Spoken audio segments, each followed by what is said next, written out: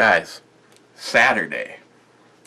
First off, I'd like to dedicate this to my friend Jay over at Elite Ammunition. He always puts up his coffee chats and discusses a subject or a couple of subjects, and I told him I was going to honor him with a coffee chat of my own.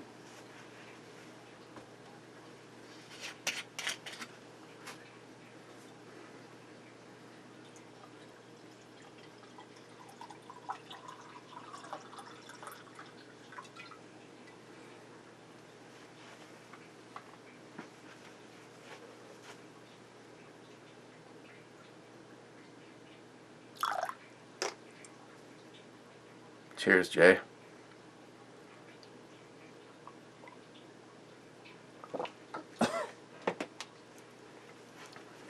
I mean, cheers.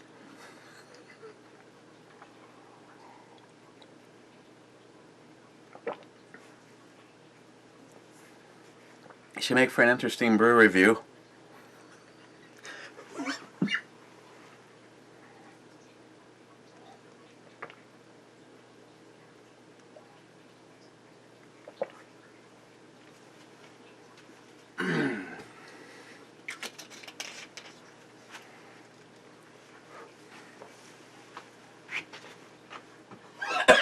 Yeah! Oh, man. There. Sorry, I'm going to have to redo all this. Oh, can you imagine that going, oh, shit, I forgot to turn the camera on.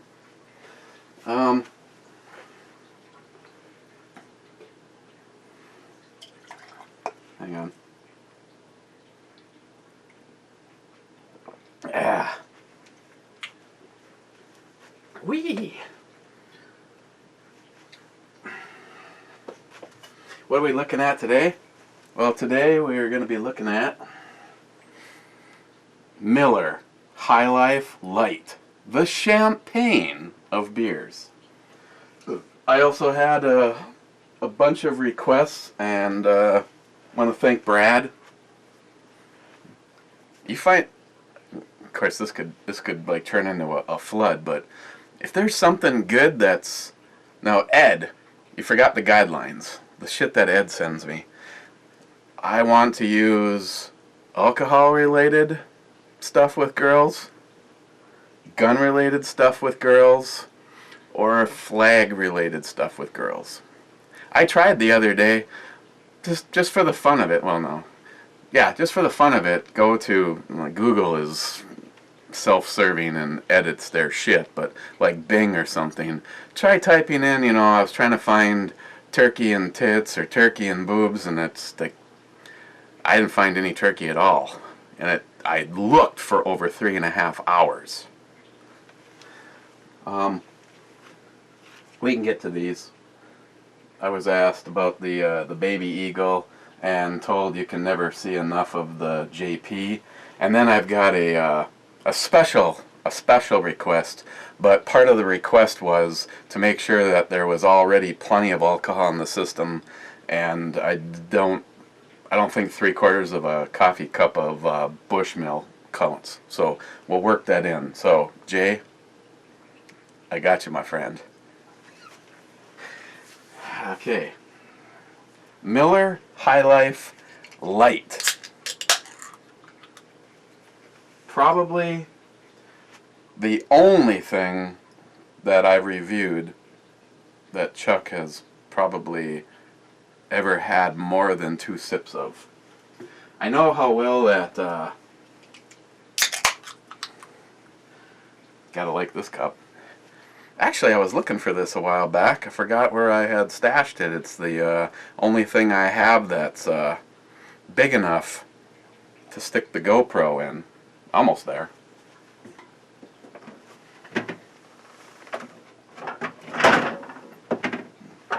And this thing literally ran all the way up until I turned the camera on, so hopefully we won't be bothered by that.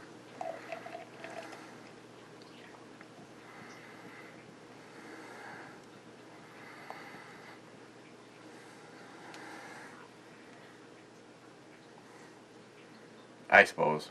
It's not going to hold another one. Okay, all right off the bat, it's looks like beer. Like all domesticated. Of course, are any of our domestic beer companies owned by American companies anymore? They all kind of smell the same. They all have that almost like corn syrup like sweetness to them. Obviously, we're getting plenty of head. It is Saturday after all. So, cheers, guys.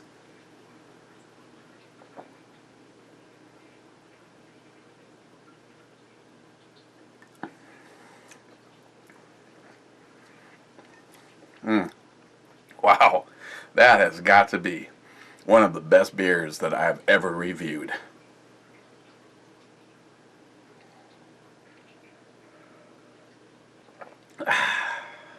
Okay, on that note, let's start the gun fun.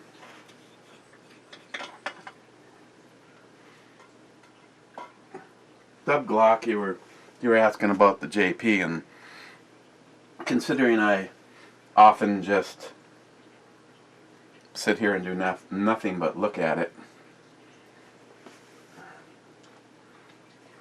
I don't know what to do with this. She's gonna come home and wonder where the hell the coffee is, and if I set it on the stairs, you know, the dog will trip. Shelby will trip coming down the stairs, and you'll hear the craft to the squeezing fart go falling down the stairs. Okay, the JP. I don't know, even in the original video, if I did a complete workup on this beautiful thing, but this wasn't something that I bought off the shelf or off of somebody else. I actually had this built for me by JP. The goal was to build a gun that would live in the 1,000-yard range. It has the shit, I can't remember what I even put on it. The 20-inch barrel versus the 22-inch barrel, because they're actually finding better ballistics at distance out of this barrel than the longer one.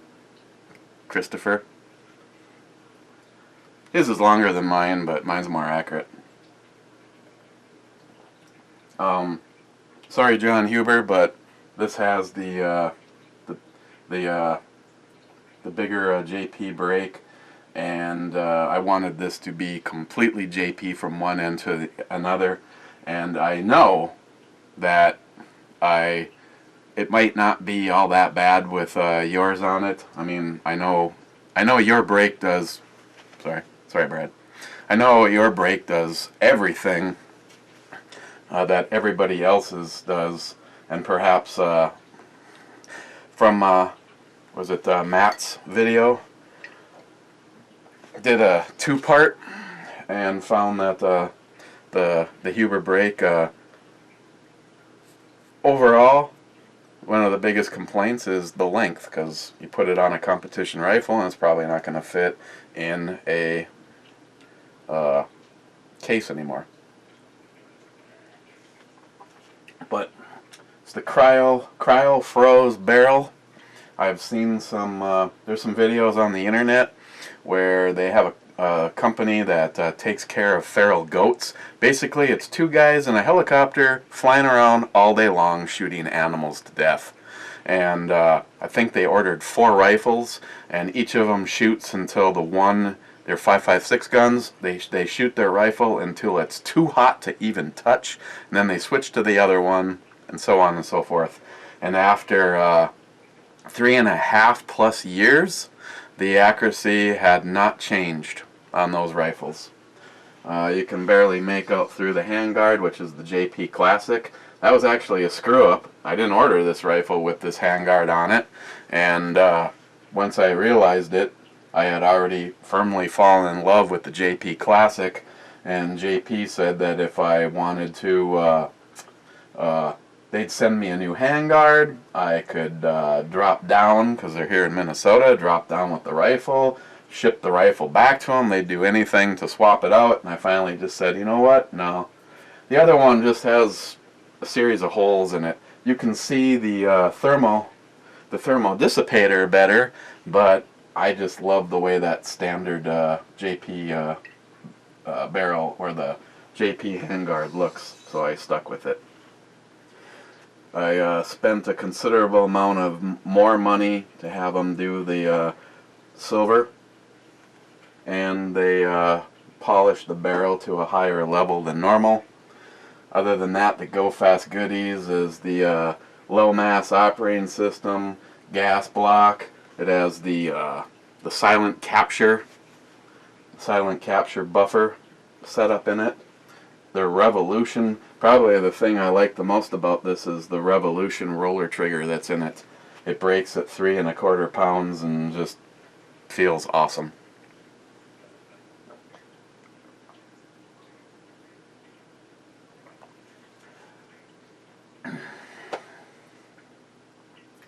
Close up, fine.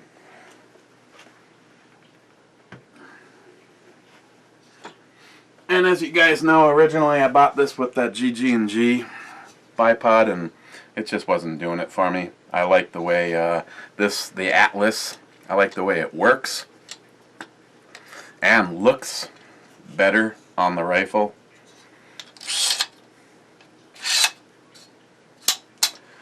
And I don't know, not necessarily saying, so go blow yourself, Chuck. I'm pretty sure you've tried.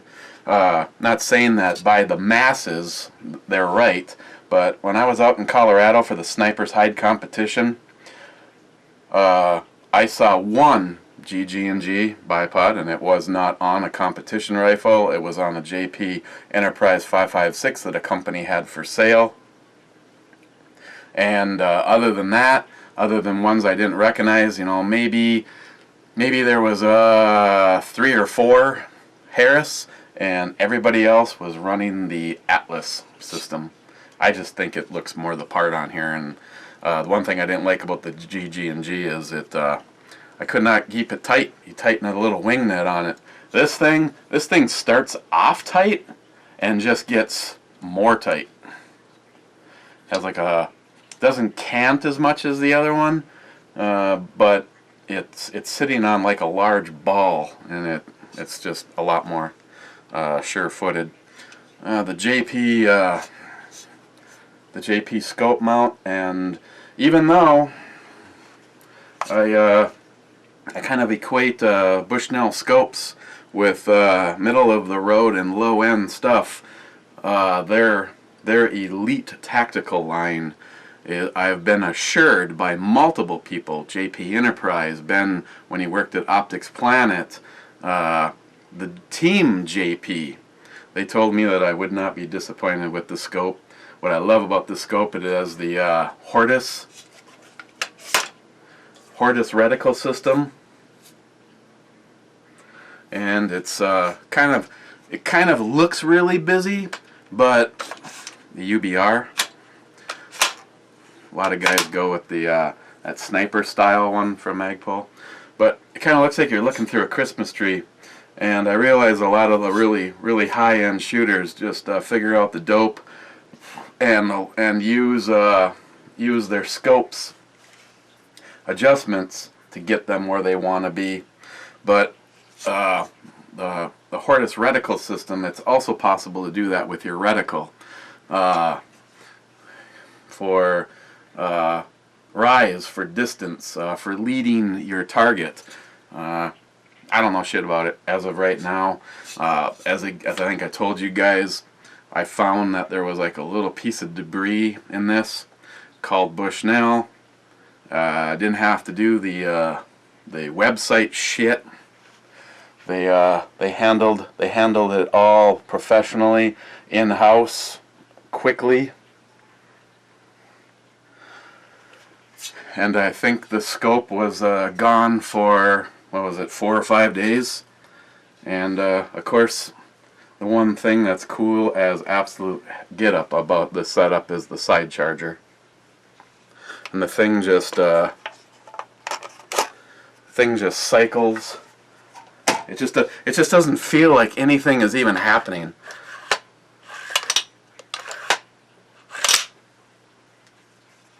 And that the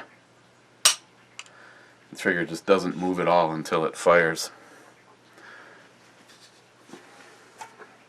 But like I said before, JP is one of the elite builders, and everything comes at a price. And in the case of this, I could probably sell my in pretty damn good shape '96 Toyota Tacoma 3 times over and still not have enough money to place the order for this.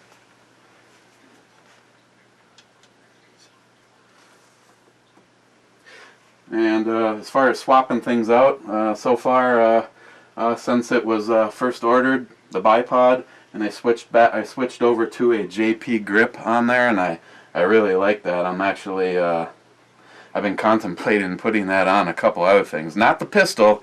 The pistol, I like the fact that it leans more up and down. There's less back angle.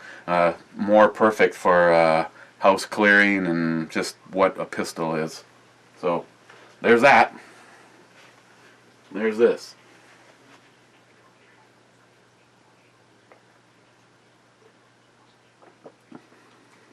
What can I say?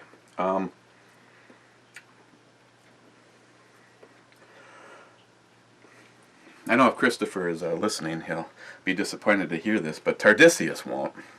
I like the Coors Light better than I like this. Granted, it's probably like judging two of the same manufacturer's cars, only offset by a couple of years in production years.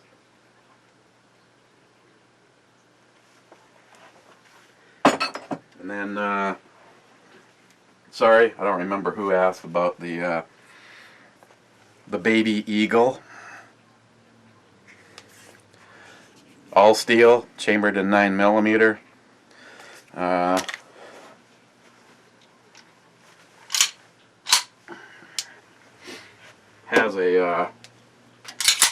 Has an awesome trigger in it. The safety is also the decocker, which I don't know. I guess in a double action, single action pistol, it really doesn't matter, because you in the event that you need it, it's still always going to be there.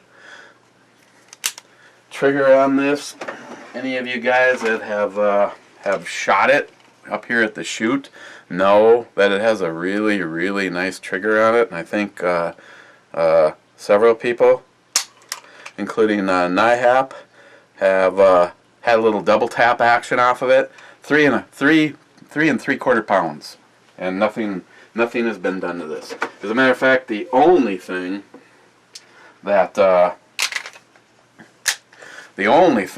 I would really like to do, and unfortunately he doesn't have any right now, and I almost feel like finding out what it would cost to make it so, number one, is to have Jay over at Loke make a set of the Zombie G10 scale, Zombie Green, for this, because this pistol, I guess, to not get my ass whooped, would have to officially be put in the Ms. Bomey column. She absolutely loves shooting this. As of right now, honestly, shoots this better than anything. And when she took her conceal and carry class with Jason and was all over the map, and I thought she was going to have a nervous breakdown, it's like, oh, I don't think I passed. And it's like, you hit a human-sized torso, where she hit within like a 7-inch pattern. But she's just a perfectionist and always wants to outdo herself. And she brought her XDM in 45, and her grip size, it's a 45. You know, it's a double stack 45. I told her she should have brought this, and She should have brought this. She probably would have had, you know, everything all within a 2-inch circle if she would have brought this. The weight of the gun. Let's see. Let me tell you exactly what it is. Keep in mind, it's full of ammo. It weighs 2 pounds, 13 ounces. That makes it a pound heavier than the 5.7 with 20 rounds in it. And I think this guy holds, is it 17 or 15? I don't remember. This mag doesn't say. I think it holds 15. So for 5 more rounds, you can carry a 5.7 and have it weigh half as much as this. I would not consider carrying this. This feels every bit of almost a 3-pound gun. And of course, just because no one asked for it, but you can't have the baby out without mom being close by to make sure she's protected. So let's see, make sure the perspective is the same. This is just the hole on this one is almost the same size as the entire barrel on this one. They're both awesome. Yeah, and yes, it is. This one, in full disclosure, I don't know. Maybe she just wants to see the look on someone's face, but I will respect her wishes. She prefers that this gun be in her sock drawer like this. I guess if you break in the house, the last thing you'll probably hear from her is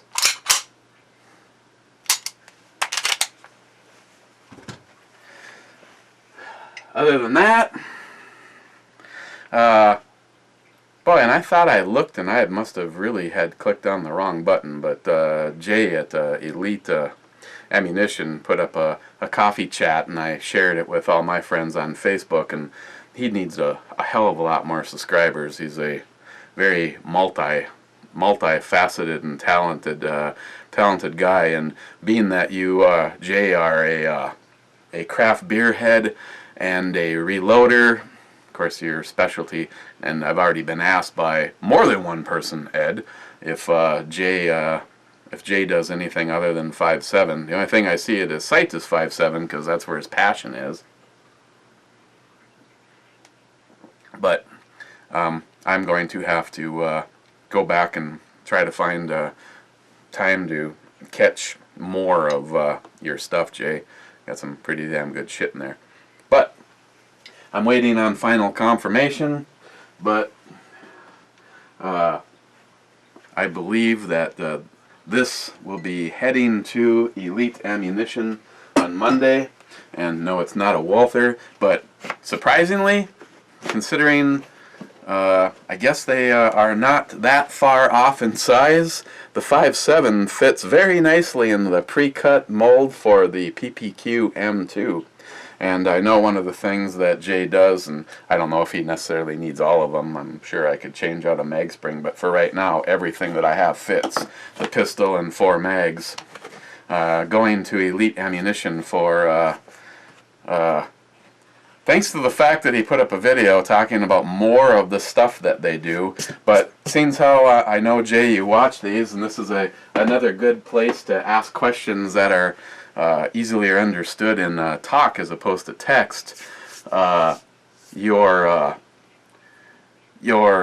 nickel boron, or your treatment that you do to the slides and the slide rails and stuff, have been getting asked about if you're able to do that to work on more pistols than just the 5.7, because if you're going to make if you're going to able to make something durable and slick, as of right now, even if I don't know which one it would possibly be, because I hate to see a single one of the babies leave, but at this point in time, that 5.7 is going to be a carry gun, and I want to I really kind of want to have the full boat treatment done to it.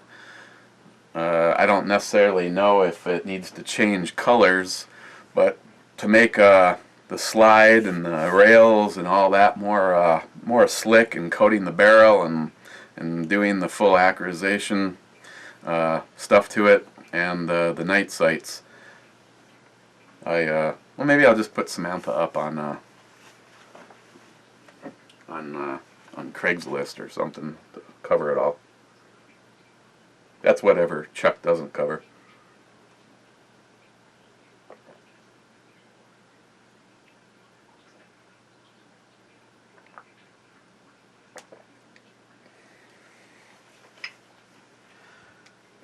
So, I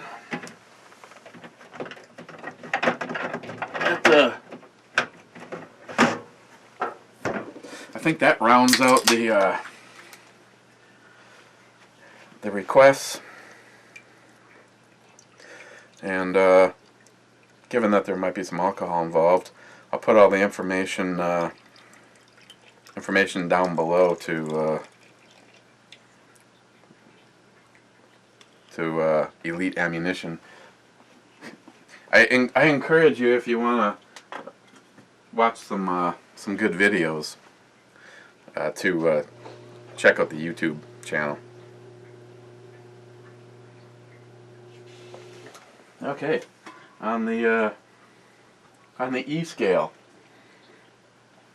where do I put Miller Highlife Lite, the champagne of beers? Well, in all honesty, I don't particularly like champagne, so it's drinkable. It falls under the my motto. I don't remember who gave it to me. I think it was trying to think of who actually said it first. Might have been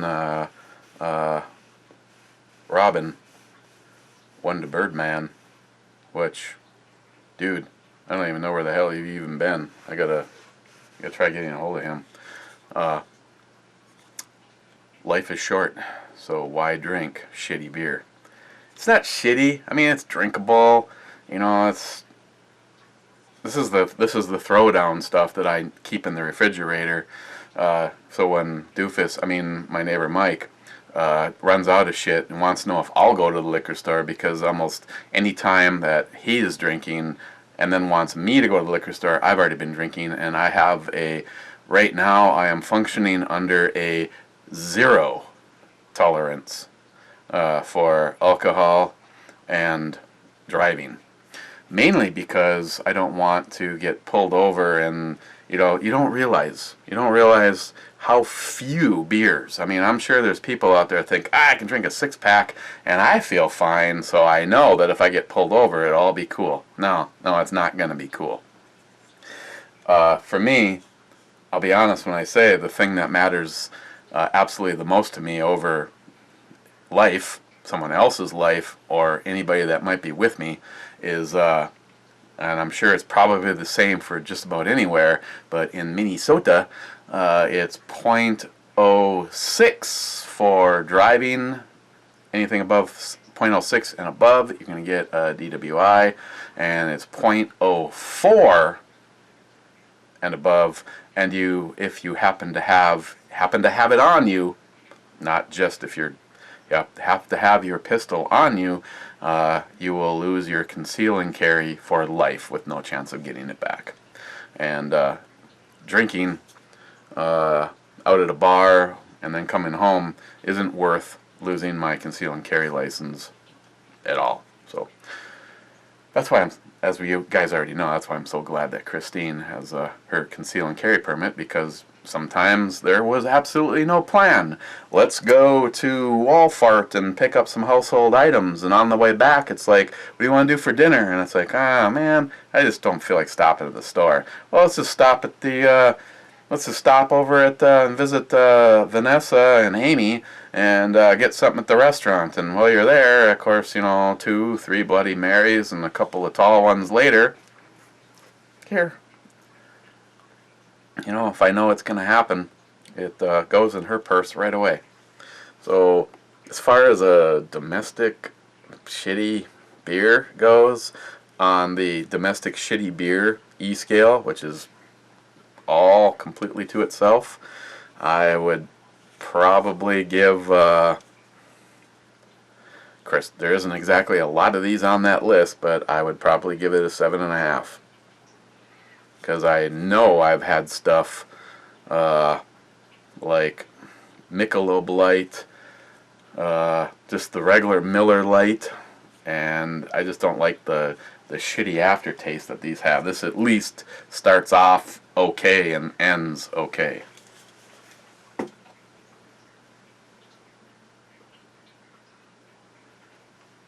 And the last note that I had a beer drop.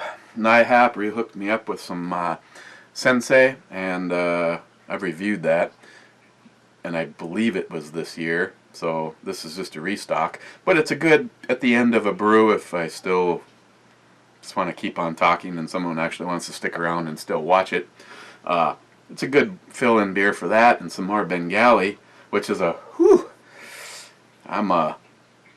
Believe it or not, some may say I'm not worthy, but if you saw the refrigerator on how much Bengali was actually here, I've also been kind of saving it. It's not just the every moment, everyday drink.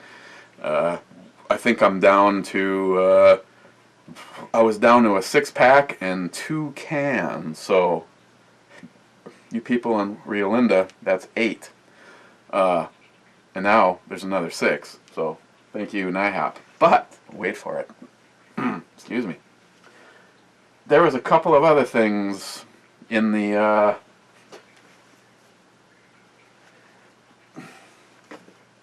box. Hams. From the land of sky blue water. Hams, the beer refreshing. Olympia Brewing Company. St. Paul, Minnesota, and I could not find a date on this one. But, to help you out just a little bit,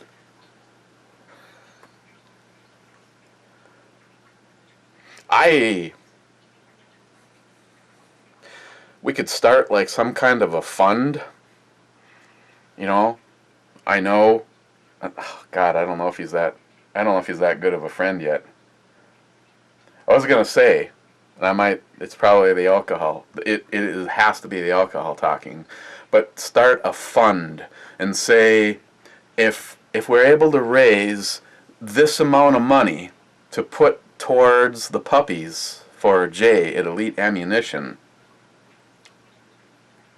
I'll pop the top and drink this, because this can is got to be somewhere between 1978 and 1981 or 82. So we're talking about a beer that's been in here for more than 30 years. But wait, there's more. This one does have a date. J.R. Ewing's Private Stock.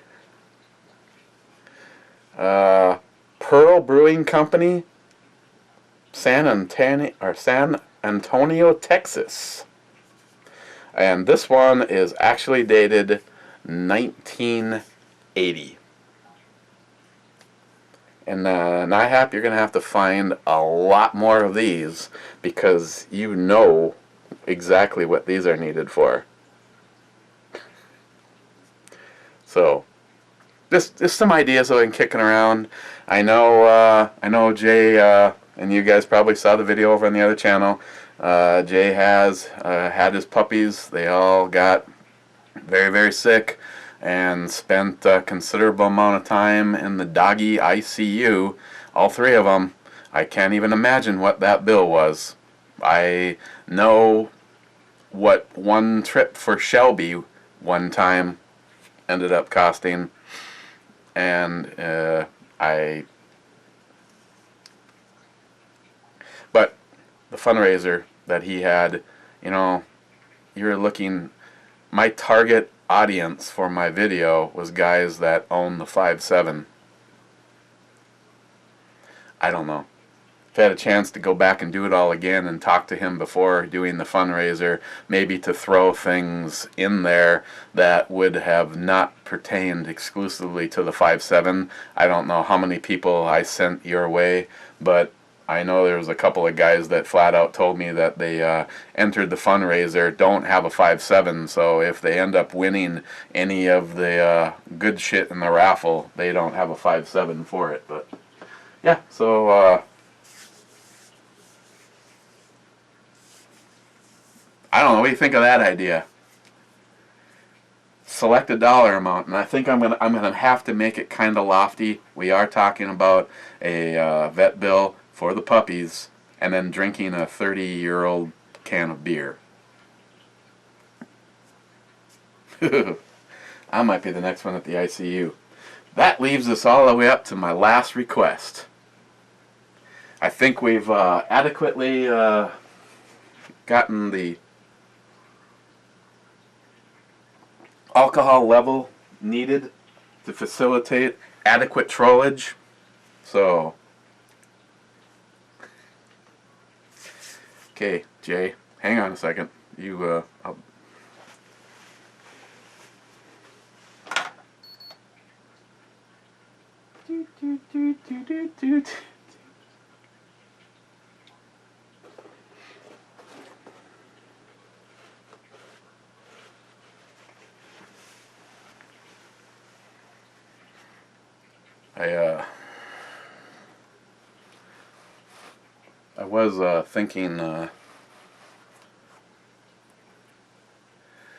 I was thinking of a pair of my sunglasses, but I thought that Christine's would maybe work with what Jay was looking for a little bit better.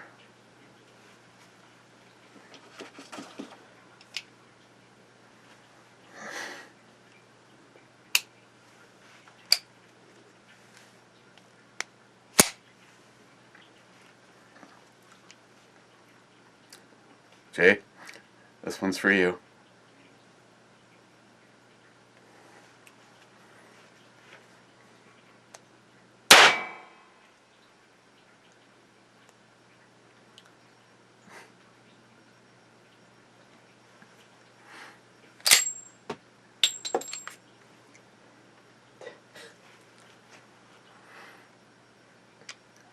Okay, guys.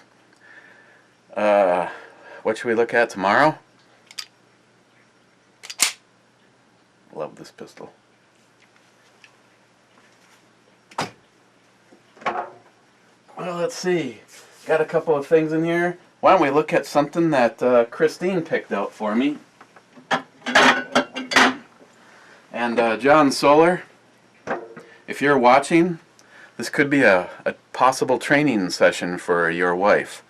I sent Christine to the liquor store, and she said, I'll try to find you something good. And I said, you know how many beers I've reviewed in the last 3, 4, whatever, how many damn years it's been? And I go, you think you're going to find something I haven't had? She goes, yeah, I think I can. Internal Flame. This is 9%, 9 point something. Keeping in mind I am now wearing Christine's sunglasses and I'm not wearing glasses anymore. So cut me some slack. I'll correct it if it's something different tomorrow. 9.8 it looks like, maybe. 9.8% by volume. And this is an Imperial Stout, I believe. Somewhere in here I found the information on it. But it has habanero peppers, infused habanero peppers in it. So let's take a look at this tomorrow.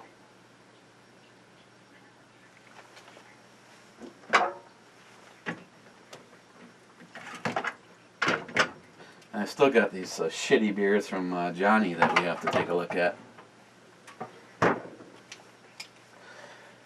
Okay. Well, on that note, we will see you guys tomorrow. Cheers, everybody.